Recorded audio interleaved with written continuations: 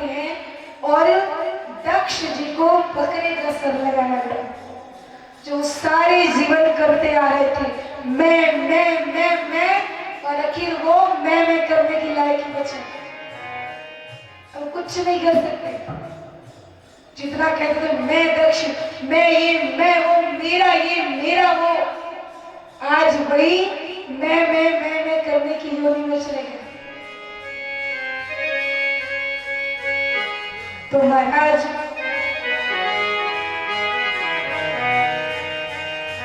ये कथा होती है और वही सती जी अगले जन्म में पार्वती जी का रूप लेके आती हैं।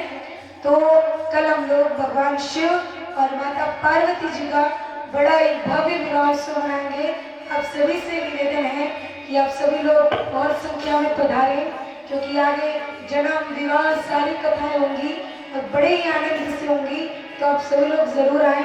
कल भगवान शंकर और माता पार्वती के विवाह में सभी लोग सम्मेलन हो। आज की कथा यहीं पर विराम। 2 बार भगवान नाम संकीर्तन, उसके बाद कथा को विराम। जय सिया राम जय